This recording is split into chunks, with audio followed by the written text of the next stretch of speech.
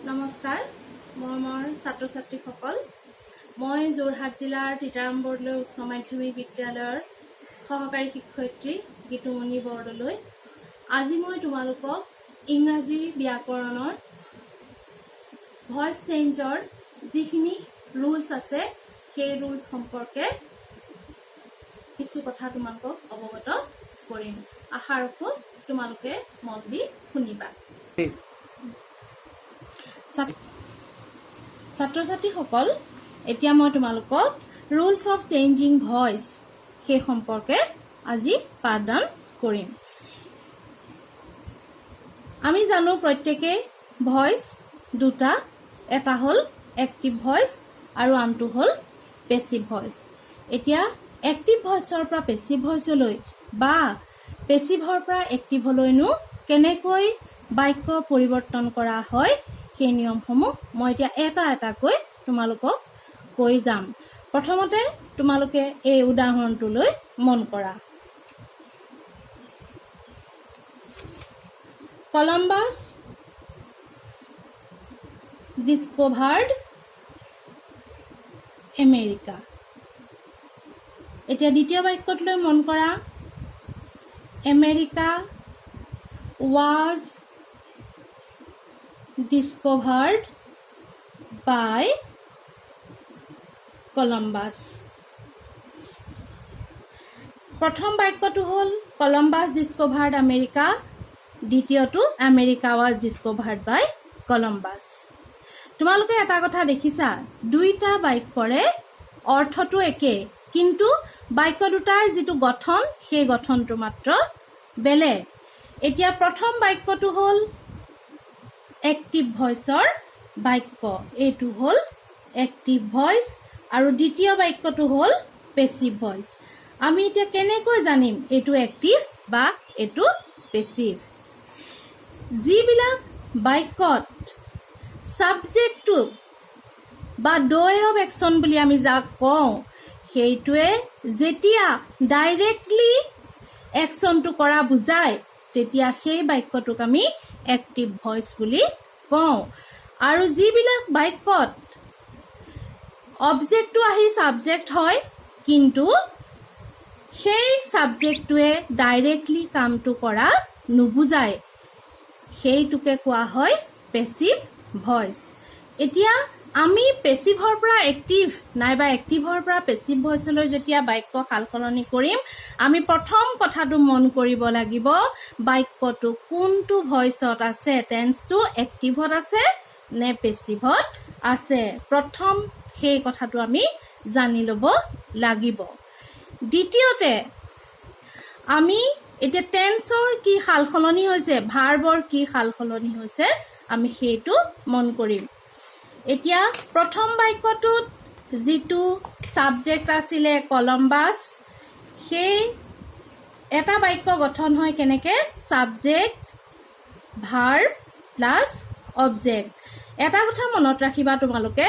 object থকা বাক্যবোৰহে সদায় voice সলনি কৰিব পাৰি এতিয়া এই বাক্যটোত কলম্বাছ ডিস্কভাৰ্ড আমেৰিকা ইয়াত কলম্বাছ হল সাবজেক্ট ডিস্কভাৰ্ড টু হল ভাৰ্ব আমেৰিকা হল অবজেক্ট দ্বিতীয় বাক্যটোত আমেৰিকা অবজেক্টটো আহি ইয়াত কি হৈছে হি সাবজেক্ট হৈছে ইয়াৰ সাবজেক্ট কলম্বাছ গৈ ইয়াত হৈছে গৈ অবজেক্ট আৰু ভাৰ্বত কি সালসলনি হৈছে দেখিছা তোমালোকে ইয়াত এটা was বহিছে কিয় বহিছে সেই কথাটো মই এতিয়া কম এতিয়া তোমালোকে ছবিটো চোৱা সাবজেক্টটো আহি কি হ'ব পেসিভত অবজেক্ট হ'ব অবজেক্টটো আহি হ'বগৈ সাবজেক্ট এতিয়া ভাৰ্বৰ কি সালসলনি হয় সেই কথাটো তোমালোকে ভালকে মন কৰিবা যিটো টেন্স ফৰ্মত ভাৰ্বটো থাকিব সেই ভাৰ্বৰ বি ভাৰ্বৰ ফৰ্মটো লাগিব লগতে যিটো ট্ৰানজিটিভ ভাৰ্ব থাকিব সেই ট্ৰানজিটিভ ভাৰ্বটো কিহলৈ পৰিৱৰ্তন হ'ব past participle of the verb সেই ট্ৰানজিটিভ ভাৰ্বটোৰ পাষ্ট পাৰ্টিসিপলটো আমি লিখিব লাগিব ইয়াত যেনেকৈ এতিয়া was discovered কিয় হল ইয়াত ট্ৰানজিটিভ ভাৰ্বটো আছে পাষ্ট সিম্পল টেন্সত Past simple tenseৰ বি ভাৰ্বৰ ফৰ্ম হ'ল was বা were যিহেতুকে আমেৰিকা থাৰ্ড পাৰ্চন সিঙ্গুলাৰ নাম্বাৰ ইয়াত বহিছে was be verb was past tenseত discoveredৰ past participle discovered হৈ থাকিল গতিকে এক্টিভৰ পৰা পেসিভ হতে বাক্যটো কি হ'ল গৈ America was discovered by Columbus এতিয়া কি হয় তেতিয়া হলে প্ৰত্যেকটো বাক্য আমি পৰিৱৰ্তন কৰোতে এক্টিভ ভয়েসৰ পৰা পেসিভ ভয়েসলৈ নিউতে সাবজেক্টটো আহি হ'ব গৈ অবজেক্টটো হ'ব হি পেসিভ ভয়েসৰ সাবজেক্ট আৰু ভাৰ্বৰ কি সালসলনি হ'ল যিটো টেন্স ফৰ্মত ট্ৰানজিটিভ ভাৰ্বটো থাকিব সেই ভাৰ্বৰ সেই ফৰ্মৰ বি ভাৰ্বৰ ফৰ্মটো আৰু লগে লগে ট্ৰানজিটিভ ভাৰ্ব যিটো থাকিব সেইটো হৈ যাব past participle এতিয়া তোমালোকে এটা কথা দেখিলা পেসিভ ভয়েসত আমেৰিকা was discovered ইয়াত এটা প্ৰিপজিশন ব্যৱহাৰ কৰা হৈছে by প্ৰিপজিশনটো ব্যৱহাৰ কৰা হৈছে এতিয়া the subject of the verb becomes the object with a preposition by in passive voice এতিয়া কোনো ক্ষেত্ৰত কেতিয়াবা কিছুমান শব্দৰ লগত এই প্ৰিপজিশনটো by পৰিৱৰ্তে to নাইবা at নাইবা with আমি ব্যৱহাৰ কৰিব লগা হয় এতিয়া উদাহৰণ স্বৰূপে no ভাৰ্বটোৰ লগত by নালাগে আমি তাৰ লগত কি লিখিম to ঠিক তেনেকৈ সাৰপ্ৰাইজৰ লগতো আমি কি লিখিম by পৰিৱৰ্তে আমি লিখিম at তেনেকে প্লিজ শব্দটোৰ লগত by ব্যৱহাৰ নহয় প্লিজৰ লগত উইথ ব্যৱহাৰ হয় তোমালোকে তেনেকুৱা আৰু আন কি শব্দ আছে চাই লবা ভয়েস সলনি কৰতে আৰু এটা আমাৰ কথা মন কৰিবা in case of auxiliary verbs যেনে ধৰা can may must will shall এইবিলাকৰ ক্ষেত্ৰত কি কৰা হয় ডাইৰেক্টলি আমি as it is বি ভাৰ্বটো বহুৱাই এক্টিভৰ পৰা আমি পেসিভ কৰো উদাহৰণ স্বৰূপে I can do this এতিয়া এটো এক্টিভত আছে এটো আমি পেসিভ কেনেকে কৰিম this subject can to verb be done যেহেতু এটো অক্সিলাৰি ভাৰ্ব আছে অক্সিলাৰি ভাৰ্বৰ পিছত as it is বি ভাৰ্বটো বহে তাৰ পিছত ভাৰ্বটো কি হৈ যায় past participle হৈ যায় তাৰ পিছত by me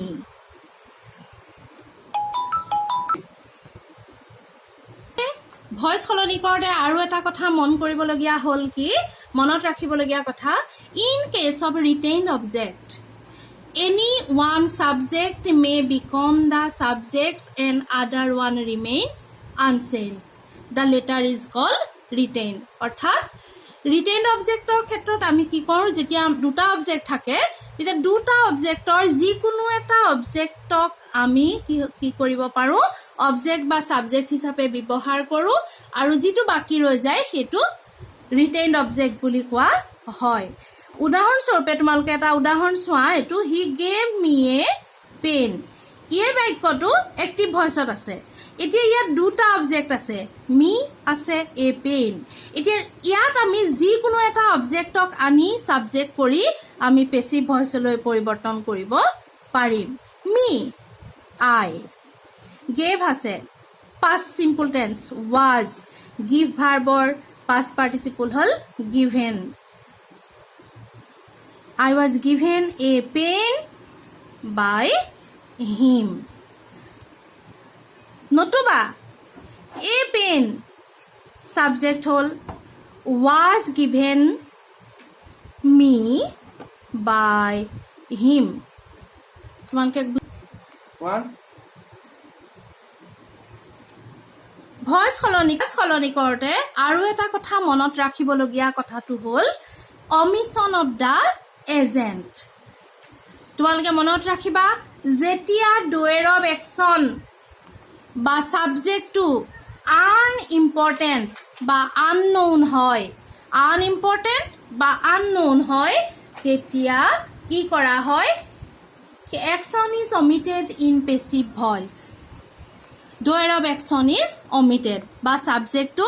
passive voice কৰোঁতে omit কৰা হয় এতিয়া এইটো তোমালোকে চোৱা the teacher find the boy এইটো এতিয়া লিখোঁতে আমি পেছিভত লিখোঁতে লিখিম the boy was find এতিয়া শিক্ষকজনে কৰিলে এইটো আনইম্পৰ্টেণ্ট তাৰমানে এজন ল'ৰাক ফাইনটো কোনে কৰিব এজন শিক্ষকে কৰিব গতিকে সেইটো ইয়াত উল্লেখ কৰাটো প্ৰয়োজন নহয় তোমালোকে এই কথাকেইটা মনত ৰাখিবা যিকেইটা কথা মই ইতিমধ্যে কৈ গ'লোঁ আমি একদম প্ৰথম মনত ৰাখিবলগীয়া কথাটো হ'ল যে এক্টিভ ভইচৰ পৰা পেছিভ ভইচলৈ সলনি কৰোঁতে বা পেছিভৰ পৰা এক্টিভলৈ সলনি কৰোঁতে বাক্যটো এক্টিভ ভাৰ্বটো এক্টিভ হৈ আছে নে পেছিভ হৈ আছে দ্বিতীয় কথাটো আমি মনত ৰাখিব লাগিব কোনটো টেন্স ফৰ্মত ভাৰ্বটো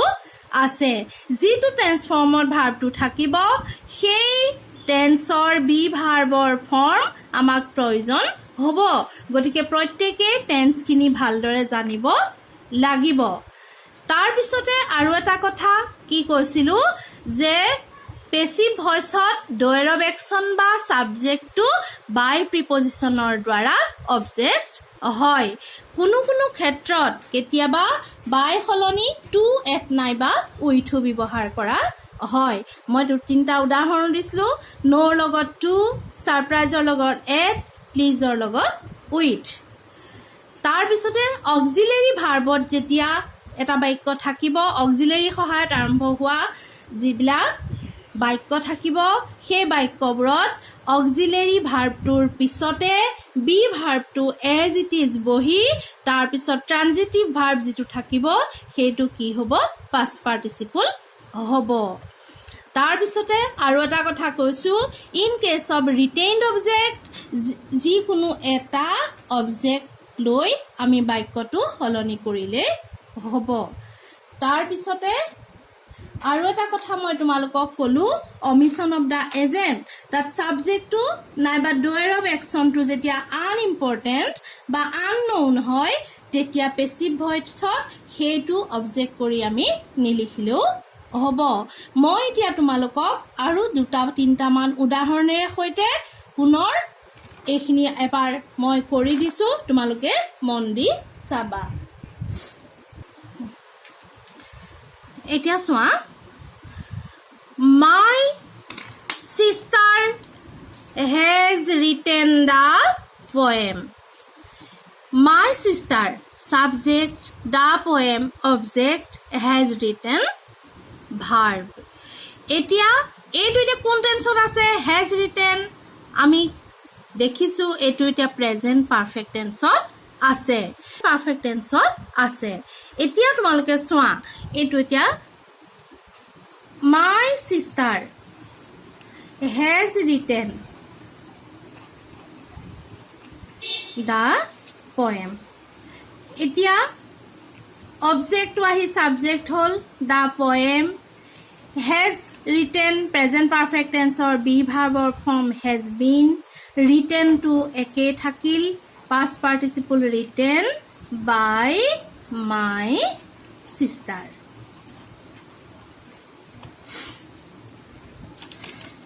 এইটো বাক্য চোৱা এতিয়া he is writing a letter he is writing a letter is writing present continuous tense a letter subject হল present continuous tenseৰ বি ভাৰ্বৰ ফৰ্ম হল is being ইয়াত এতিয়া write ভাৰ্বটো hall write or past participle hall written by him a letter is being written by him এটা বাক্য এতিয়া পেছিভত থকা বাক্য এটা মই এক্টিভলৈ পৰিৱৰ্তন কৰিম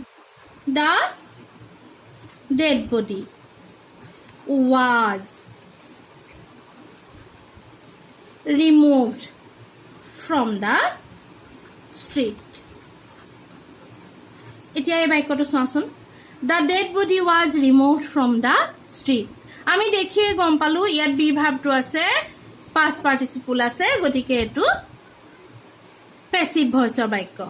এতিয়া ইয়াত এটা কথা তোমালোকে মন কৰা ইয়াত ডয়েৰ অফ একচনটো অমিট হৈ